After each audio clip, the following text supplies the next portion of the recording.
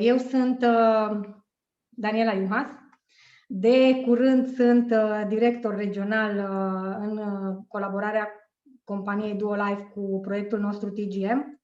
Încă nu știu așa bine cu ce se mănâncă. Știu doar că îmi doresc și mi-am dorit întotdeauna, dar mai mult acum îmi doresc ca foarte mulți oameni din echipa mea să simtă ceea ce eu am simțit în momentul în care mi-am atins acest obiectiv. Și deja din a doua zi dimineață mi-am scris obiectivul următor și chiar discutam cu sponsorul meu, cu Cristian Tuns, astăzi și îl vedeam notându-și obiectivele pentru oamenii din echipa lui și am spus, da, așa trebuie să fac și eu. De fapt, nu obiectivul meu ar fi bine să-l notez, ci ceea ce eu îmi doresc pentru oamenii din echipa mea și dacă ei împreună cu mine își doresc același lucru, să îi ajut să își îndeplinească. Am să vă spun în câteva minute ceea ce înseamnă pentru mine să fiu o femeie de succes. Eu zic că fiecare femeie este de succes, însă în acest domeniu al network marketingului, unde foarte mulți bărbați sunt apreciați ca și oameni de succes, zic că și noi femeile putem să ne facem loc, însă trebuie să fim întotdeauna însoțite de oameni de succes, indiferent de sexul lor. Îmi place foarte mult această expresie, spune-mi cu cine te împrietenești ca să îți spun cine ești. Eu aș traduce așa, un fel de devenim ca oamenii cu care ne înconjurăm. De aceea, sincer, am ales această comunitate, pentru că cei care îmi cunoașteți povestea, eu am colaborat sau pentru ceilalți vă spun acum, eu am colaborat timp de 7 ani cu o altă companie în care am avut succes, am fost nivel de carieră, am călătorit împreună cu compania, am avut și câștiguri financiare, însă nu aveam ceva, îmi lipsea ceva. Și acel ceva a fost, practic, comunitatea. Primul lucru, când am spus da, a fost colaborarea cu acest proiect TGM, pentru că eu deja de câteva vreme îi cunoșteam pe oamenii din acest proiect și asta mi-a plăcut maxim. Faptul că întotdeauna am fost încurajată, faptul că întotdeauna am primit valoare, faptul că oamenii erau pentru oameni și nu neapărat pentru beneficiile financiare, asta m-a făcut să spun da, vreau să merg mai departe cu TGM. Exact ceea ce spuneam, vei avea succes când nu vei mai vedea banii din spatele afacerii. Când eu am auzit expresia asta, m-am gândit că doamna care îmi spune nu știe ce vorbește. Pentru că nu vreau să fim ipocriți, toți începem o colaborare cu o companie pentru bani, adică majoritatea. Sunt foarte puțini care își doresc doar să facă parte din comunitate pentru ceea ce sunt sau pentru distracții, dar majoritatea sau pentru produsele din acea companie, însă majoritatea suntem cei care dorim să avem succes și pe parte financiară. Dar ce înseamnă asta? Să nu vezi banii, să vezi practic altceva decât banii din spatele afacerii. Și am înțeles în momentul în care am văzut că liderii mei, și Cristian Tuns și Edi Ardeleanu, mă sprijineau și mă încurajau ca eu să ating nivele de carieră, aceleași nivele de carieră ca și ei. Eu, cunoscând planul de compensare, știam că dacă oamenii din echipa mea ating aceleași nivele de carieră financiar, eu nu voi câștiga în acel moment. Mi-a trebuit și am luptat cu asta, să înțeleg că de fapt câștigul va veni doar mai târziu.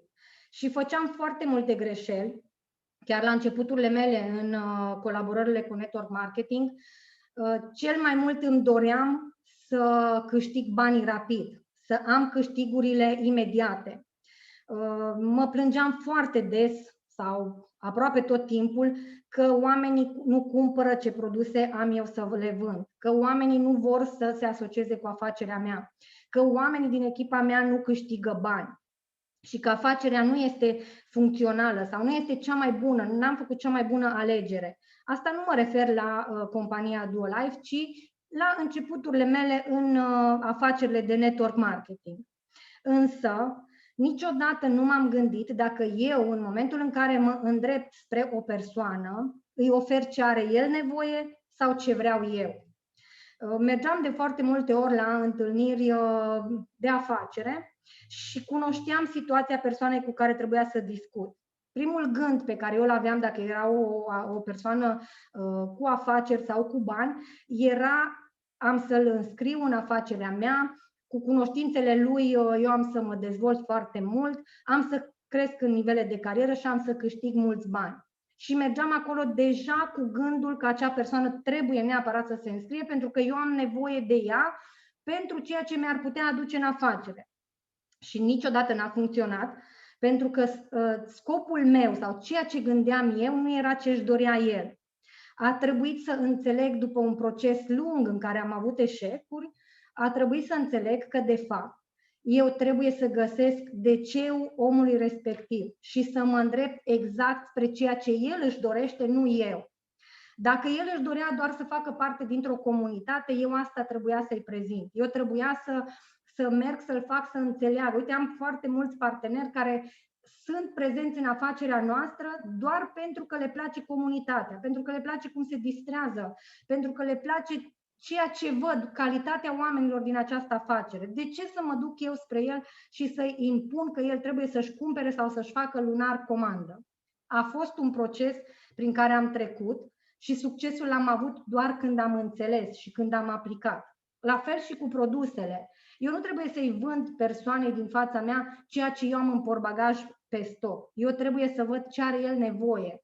Și chiar dacă eu am stoc de 2.000-3.000 de lei sau de 1.000 de lei, nu are importanță, eu am 5 sticle de clorofilă în portbagaj, dacă el are nevoie de un colagen, eu colagen trebuie să-i comand. Pentru că în felul acesta îmi pasă de om, nu îmi pasă să câștig eu. După ce am înțeles aceste lucruri și le-am pus în aplicare, au început oamenii să vină spre mine, să vadă calitatea din mine. Totdeauna îmi spuneau clienții sau partenerii lucrurile astea, că îi apreciază faptul că nu îi forțez sau că nu îi restricționez sau nu le impun ceea ce eu îmi doresc. Îmi era foarte frică să abordez oameni. Îmi era frică să nu fiu judecată. Și am fost judecată chiar la început, adică lumea mă compara și mă asocia cu compania din care fac parte și eram asociată ca și un vânzător. Pentru mine asta a contat foarte mult, pentru că eu veneam dintr-un domeniu, eu fiind economist de profesie, credeam că în jurul meu se învârte tot globul pământesc și dacă ești contabilă, lumea trebuie să te vadă pe un piedestal sau să te țină. Și în momentul în care cineva îmi spunea că eu sunt un vânzător, mă simțeam jignită și credeam că așa mă vede lumea. Nu vedeam valoarea mea, că de fapt eu le ofeream oamenilor ceva ce aveau nevoie și că faptul că eu le ofeream acel lucru era o calitate pentru ei. Pentru ei era beneficiu, nu pentru mine neapărat. Și țin minte că inclusiv în familia mea sau în cercul meu de cunoștințe și de prieteni, la începutul ei așa mă vedeau, ca o persoană care merge să vândă ceva. Ei, lucrurile s-au schimbat în momentul în care nu m-a interesat și în momentul în care eu am fost mândră de ceea ce făceam eu. Așa și am fost plecată în străinătate timp de 7 ani, unde am fost o femeie, o fată în casă. Făceam menaj, făceam cumpărături. Nu îmi este rușine să spun lucrul ăsta, pentru că asta făceam și o făceam cinstit. De ce trebuie să mă ascund și să spun că eu am fost cameristă sau că am fost recepționeră la hotel? Exact așa este și aici. Este ceea ce eu fac, cinstit, promovez niște produse în care eu am încredere și de care familia mea are nevoie și cu tot dragul le ofer celor care au nevoie sau simt că au nevoie de aceste produse. Sunt mândră că pot să fac asta și în felul acesta încep să am succes. mi-a fost foarte frică să nu fiu refuzată. Și teama aceasta a trecut în momentul în care am conștientizat că cel mai rău lucru care se poate întâmpla atunci când eu îi ofer unei persoane produsele pe care eu le folosesc sau afacerea pe care eu o dezvolt, cel mai rău lucru este să-mi spună nu mă interesează sau nu doresc. Așa și este modul în care eu îmi setez gândirea. Nu dorește, nu este pentru el în acest moment, poate, nici afacerea, nici produsul, dar cel puțin eu l-am informat că mă ocup cu această afacere sau că am aceste produse în portofoliu companiei cu care colaborez și dacă vreodată el își va dori ceva din ceea ce eu am, ori faptul că va dori să facă echipă cu mine sau că va vrea să conducă o mașină nouă sau că va avea nevoie de un produs, va ști și mă va căuta. Și am să informez toți oamenii pe care eu îi cunosc și cu care pot să interacționez, am să informez despre acest lucru. Din toți aceștia nu există să fiu refuzată de toți.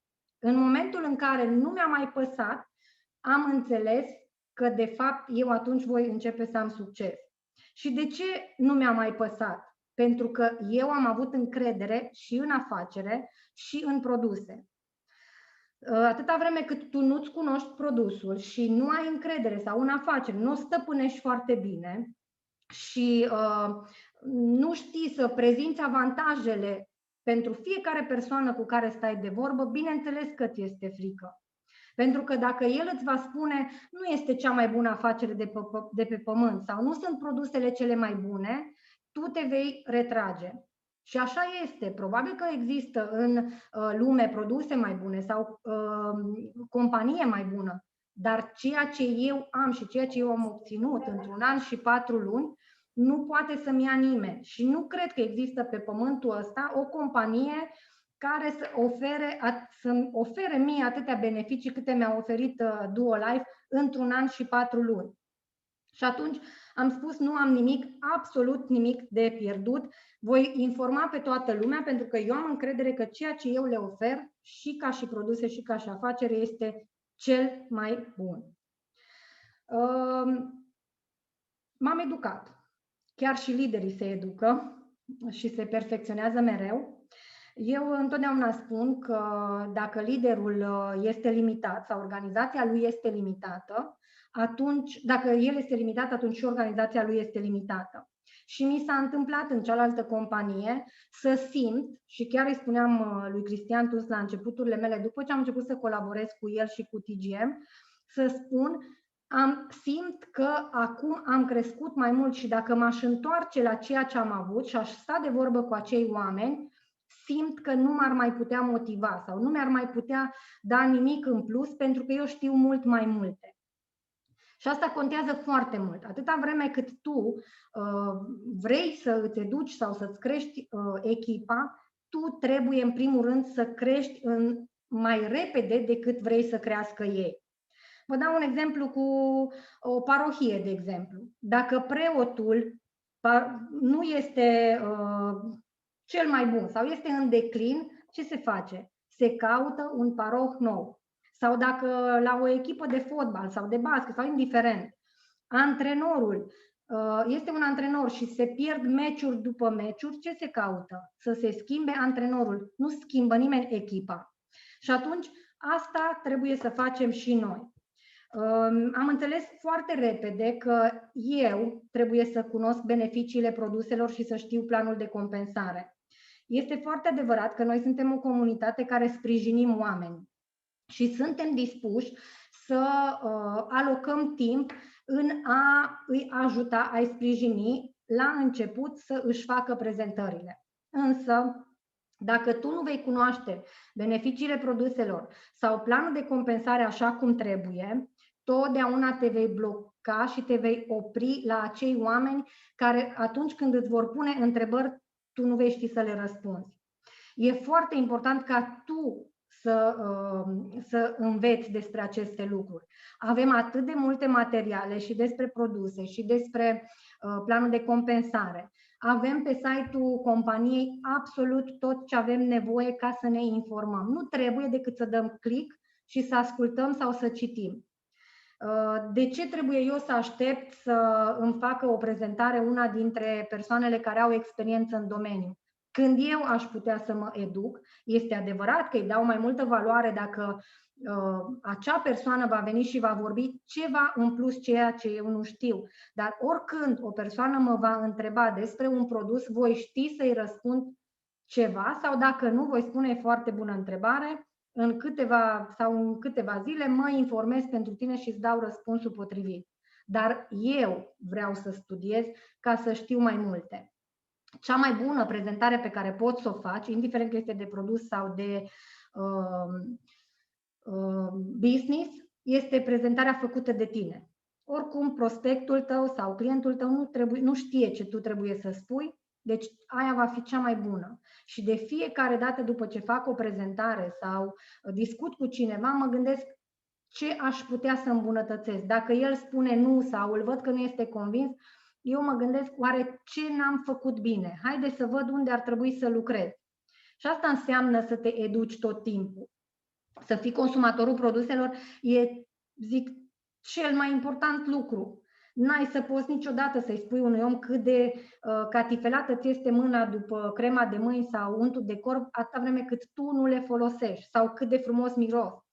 Foarte multă lume mă întreabă ce gust au cerealele. Eu, având intoleranță la gluten, nu pot să le gust, însă spun, eu am intoleranță la gluten, nu pot gusta acel produs, dar colegii mei îl comandă și știu că sunt foarte mulțumiți și de calitatea lor, și de gustul lor, și de absolut tot. Nu este obligatoriu să începi să te bărbierești dacă tu ai, știu eu, gel de bărbierit, dar poți să întrebi pe cei care folosesc produsele și să îți faci o poveste a ta, asta în cazul în care nu poți folosi produsul. Dar în rest, tu trebuie să fii propriul consumator. Ce gust are colagenul? Când mă întreabă cineva ce gust are colagenul, dacă suntem în birou 5 persoane, unul zice de pește, unul zice de mango, unul zice de dovleac. Fiecare simte altceva. Dar tu dacă îi spui, uite, după mine are gust mai pronunțat de mango, da? Îți dau și ție să gusti. El vede că tu folosești produsul. Are încredere, înseamnă că produsul este bun. Sau mă întreabă cineva, bun, ești nivelul de senior manager, regional manager, ce-o fi? Cât ai câștigat? Păi eu îi spun atât. Păi nu se câștigă bine. Dacă eu nu știu să explic planul de compensare și să îi explic ce înseamnă câștigul, că nu înseamnă că dacă eu câștig atât este câștigul, ci în funcție de planul de compensare, cum ai tu echipa formată, vei avea și câștigul, nu voi fi credibilă sau pe om îl pierd. Deci trebuie neapărat să cunoști și să stăpânești foarte bine planul de compensare și produsele. Să citești, să asculți CD-uri, să participi la seminarii. Pentru mine asta a fost o provocare, pentru că mie îmi plăcea să citesc cărți de dragoste. Nu înțelegeam cărțile de afaceri sau de dezvoltare personală și de fiecare dată când citesc o carte, eu îmi subliniez în carte ceea ce mă interesează sau ce mă atrage atenția și dacă reiau acea carte după câteva vreme, realizez că sunt lucruri pe care le mai subliniez încă o dată, decât cele pe care le-am subliniat. Asta pentru că eu am crescut sau pentru că în acel moment am o altă putere de a înțelege. De-aia este foarte bine să citim, pentru că în fiecare carte vom găsi ceva care să ne inspire. Sau să spunem, uite, asta aș putea aplica în echipa mea sau asta aș putea aplica cu partenerul meu. Bineînțeles că nu o să vă recomand eu cărțile pe care trebuie să le citiți. Împreună cu linia de îndrumare, puteți, la nivelul de conștientizare la care sunteți acum, să vă recomande cărțile de care aveți nevoie. Eu am un CD cu Cristian Tuns pe care l-am ascultat, cred că 6 luni în fiecare zi și chiar îi spuneam într-o zi, am făcut o poză să-i arăt, uite ce ascult. Pentru că am simțit că deja sunt lucruri pe care nu le mai rețin și aș vrea să văd ce spune el atunci. Nu contează cine este cel pe care îl asculți. Acum, e adevărat că dacă îl asculți pe cel care care cântă manele, asta vei învăța. Dar este bine să asculți oameni care au făcut bani, nu oameni care vorbesc despre bani. Și cu acei oameni să mergi mai departe, să te educi, pentru că e plină lumea de oameni care dau sfaturi. Ei, încrederea asta în liderul tău este lucru care m-a făcut, în primul rând, să colaborez cu compania TGM și DuoLife, pentru că eu am avut maximă încredere în liderii mei. Atunci când am mers în Polonia, nu am înțeles mare lucru din planul de compensare, dar am știut că dacă Edi Ardeleanu, cu o experiență atât de vastă, Cristian Tuns, cu atât de multe experiențe în rețele de network marketing, dacă el spune că această afacere este foarte bună și noi putem să colaborăm cu ea, atunci clar așa este.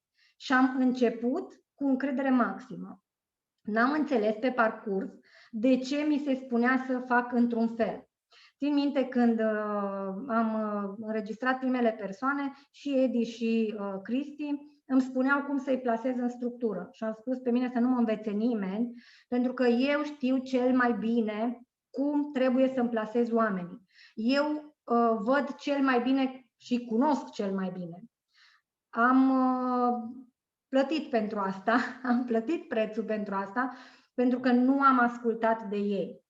Însă, eu în momentul în care m-am gândit că voi colabora cu acest proiect și cu TGM, am înțeles un lucru, că aici este vorba despre oameni și nu despre mine. Și ulterior, împreună cu ei, în așa fel ne-am construit echipa, încât noi să ajutăm și să sprijinim oamenii din echipă să câștige bani. E adevărat că mi-a trebuit un timp până când să înțeleg că eu trebuie să câștig mai puțin la început ca să am câștig mai mare mai târziu, dar am plătit prețul pentru asta și uite că într-un an și puțin timp am atins un nivel de carieră în care deja pot să spun că afacerea mea funcționează, că este o afacere în care oamenii din echipa mea sunt mulțumiți și clar este o afacere stabilă. Eu mai spun așa de multe ori că tu atâta încredere trebuie să ai în liderii tăi, încât dacă ei îți spun să te arunci de la etajul 10, tu să întrebi de câte ori, nu de ce. Pentru că cu siguranță ei ți-au pregătit ceva acolo jos și n-ai să-ți spargi capul. Dar este un proces prin care trebuie să treci și până nu dai cu capul, n-ai să poți să treci peste. Să fii jucător de echipă. La mine asta n-a fost greu, pentru că mi-a plăcut întotdeauna să fac parte dintr-o echipă și să ajut, să sprijin cu ce știu eu și ce pot eu. Dar nu este vorba doar de a sprijini, ci este vorba, când ești jucător de echipă, ești pentru întreaga comunitate. Nu o să ți se ceară niciodată să te duci, de exemplu, Robert Gărgăianu să mă trimită în Timișoara, eu din Baia Mare, să fac o prezentare pentru un om din echipa lui.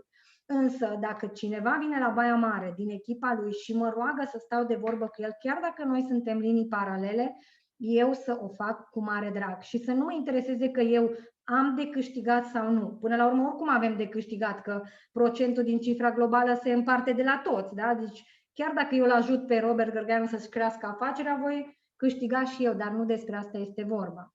Dacă avem seminarii sau întâlniri, tu trebuie să dai tonul și să dai exemplu. Ajungi la întâlnire înainte, întrebi cu ce poți ajuta.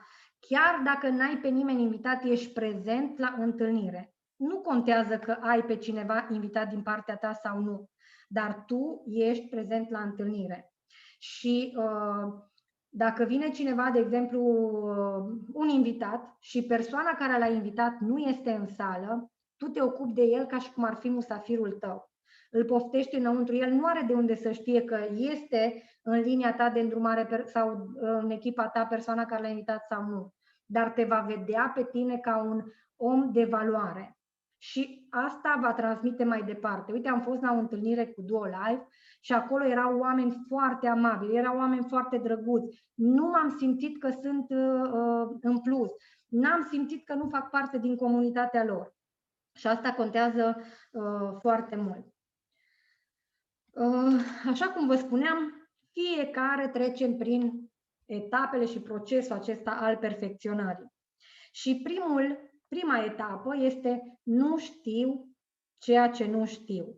Mulți dintre noi știu că de fapt noi încercăm și uneori chiar reușim, adică nu știu că ei încearcă și chiar reușesc să influențeze oamenii. Vă dau un exemplu cu copiii noștri. Când sunt mici sau cu jumătatea, da? Începem cu copii. Când sunt mici, îi influențăm să mănânce și ei mănâncă. Când sunt mai mari, îi influențăm să învețe, într-un fel sau altul, dar o facem, inclusiv cu jumătățile noastre. Mie mi s-a spus odată, când vreau să-mi duc partenerul undeva într-o întâlnire unde el nu vrea să vină, eu să-i spun, dacă mă iubești, fii cu mine. Este un șantaj sentimental, dar funcționează. Îi influențăm. Dar foarte mulți, noi nu știm de fapt că putem să avem puterea să influențăm. Credem că nu noi suntem cei care influențăm, ci liderul nostru sau cel care vorbește. Nu este așa. A doua etapă, știu ceea ce nu știu. Benjamin Disraeli, un prim-ministru englez, spunea: să fii conștient de faptul că ești un ignorant este primul pas către conștientizare. Liderii de succes sunt niște elevi perseverenți. Ei învață tot timpul și nu ia niciodată sfârșit această perfecționare. De aceea pe noi, ca și lideri, foarte mulți ne vedeți că suntem la fiecare întâlnire. Suntem la fiecare, chiar dacă eu poate că aș fi avut ce să fac în seara asta, nu să stau pe Zoom, sau poate că nu mă interesează produsele pentru că deja le cunosc, la fiecare întâlnire eu sunt prezentă. De la fiecare întâlnire învăț câte ceva. O altă etapă a perfecționării este când mă dezvolt și încep să cunosc, devine evident. Acolo unde tu știi că ai o lacună, deci eu sunt foarte bună pe ceva, dar nu prea sunt bună pe abordări, de exemplu, sau pe prospectări. Eu acolo trebuie pentru că mi-am conștientizat problema și acolo trebuie eu să lucrez. Nu este despre ce vreau eu să fac, ci este despre faptul că am conștientizat că am o problemă și dacă vreau să mă perfecționez, acolo trebuie eu să lucrez. Și merg mai departe datorită lucrurilor pe care le știu în această etapă. Capacitatea de a conduce devine aproape un proces automat. Pentru mine este foarte simplu, adică foarte multă lume mă întreabă, păi dar cum trebuie să fac? Da, mie mi-e greu să spun cum trebuie să faci, pentru că la mine este automat, la mine este natural. Eu știu că dacă am adus un om nou în echipă, trebuie să fac pașii următori cu el. Nu trebuie să-mi spună cineva ce trebuie să fac. A devenit un automatism tocmai pentru că am conștientizat că știu să fac lucrul ăsta. Da. Când vine vorba de plătește prețul, atunci veți avea succes, dragii mei, când participarea la seminarii, la cursuri, faptul că trebuie să citiți, faptul că trebuie să mergeți să ajutați oamenii din alte orașe să se dezvolte, nu o veți vedea ca pe o cheltuială, ci o veți vedea ca pe o investiție, atunci succesul va veni și va fi maxim. De foarte multe ori aud parteneri din echipa mea și este de fapt ceea ce eu am făcut la început și clar totul se întoarce. Aud persoane care spun, păi da, dar eu mă duc în fiecare zi până în localitatea cutărică să-l învăț și eu nu câștig cât cheltui. Așa este. La început nu câștigăm cât cheltuim. Însă în nicio afacere pe care tu o vei începe în acest moment, indiferent în ce domeniu, nu vei avea câștig la început. Întotdeauna la început vei cheltui. Dar trebuie să vezi pe termen lung, să ai o viziune și să știi că undeva, cândva, clar vei câștiga. Trebuie să fii educabil și să treci peste mândrie și orgoliu. Aici vreau să vă spun că eu la început gândeam foarte mic. Mă comportam ca o șefă uneori și mi-am dat seama că în această afacere, în această colaborare, este vorba despre a crea relații și nu a impune care cu care să lucreze.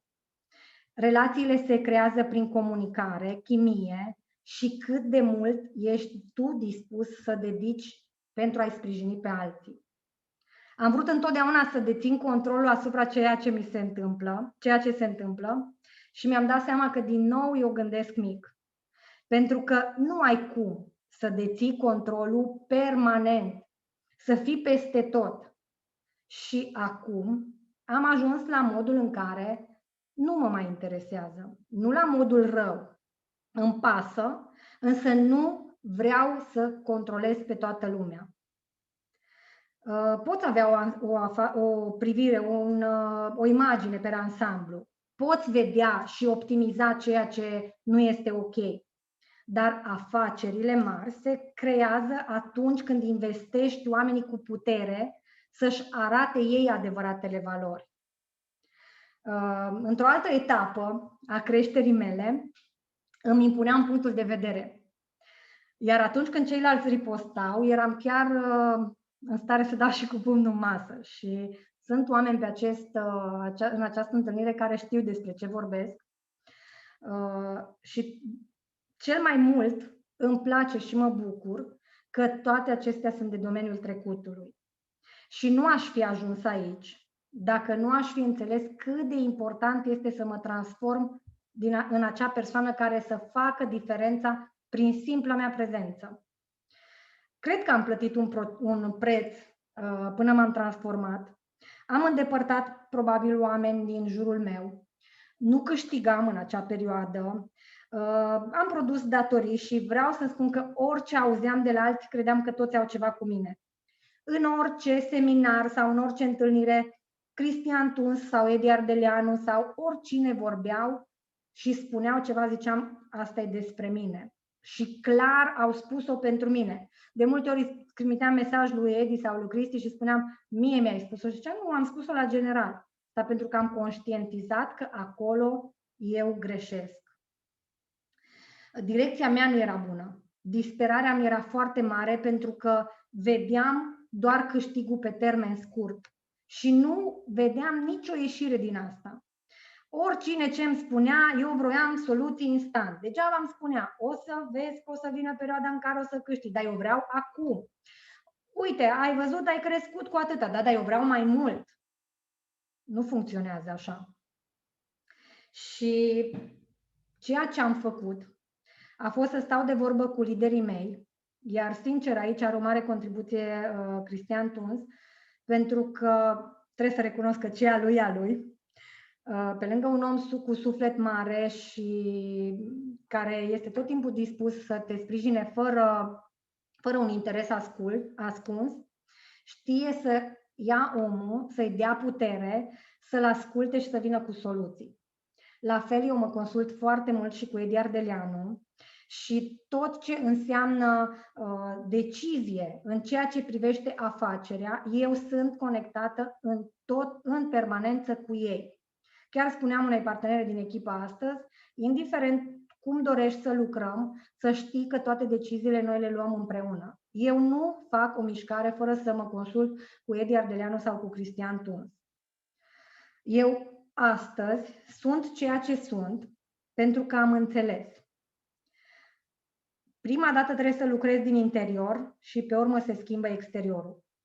Și cred că cu toată puterea mea că putem deveni cea mai bună versiune a noastră. Dacă până acum mi-am atras antipatii, a fost pentru că gândirea mea era limitată. Și a vorbi despre alții și a face lucruri răutăcioase a fost cel mai ieftin joc pe care l-am știut. Astăzi eu vă spun povestea mea. O să plâng un pic.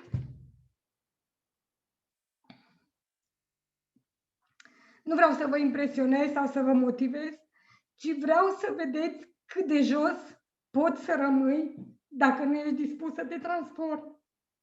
Am creat foarte multe relații de calitate în această comunitate. S-au întors spre mine oameni care credeam că i-am rănit foarte tare și au fost dispuși să-mi spună că sunt persoana lângă care doresc să rămână prieten toată viața. Eu atât am avut de spus, să știți că vă iubesc pe toți și vă mulțumesc. O seară Bravo, bună. Dana! Bravo, bravo, bravo, bravo! Felicitări, Dana! Mulțumim din suflet. Mulțumesc eu. Și noi te iubim. Super, Dana! Felicitări, o seară faină, Dana! Mulțumesc. Minunat, Dana, felicitări! Felicitări, Dana! Felicitări, Dana, ai fost minunată. Seară bună! Felicitări! Mulțumesc, mulțumesc. Felicitări, Ești Dana! minunată și sunt mândră Ești că sunt în echipa ta. excepție și îți dorim să Felicitări, rămâi Dana. de excepție. Mulțumesc, Dana. Seara Te bună. iubim, Dana! Felicitări! Mulțumesc. Felicitări, Dana! Sper că nu toți directorii trebuie să plângă la nivel de director. Da? Sunt la Mult succes pe mai departe! Felicitări, Dana! Mulțumesc, Super. mulțumesc. Și să învățăm Mulțumesc de din bucurie. ceea ce a spus Dana, pentru că sunt multe de învățat, dacă am fost cu adevărat atenți. Așa este. Dana, ce zodie ești? Capricorn, sunt cine mă întreabă? Iulian, Iulian, eu știam că fecioarele sunt delicate și delicioase și sensibile, dar nu și capricornii.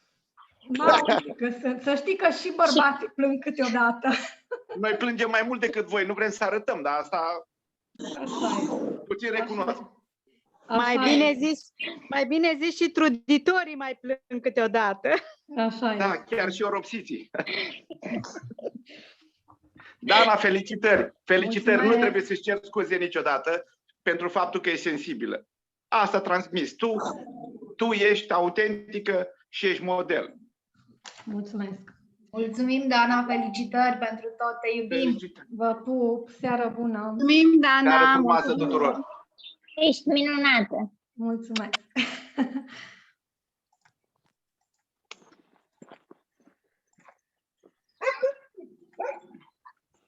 O să închid.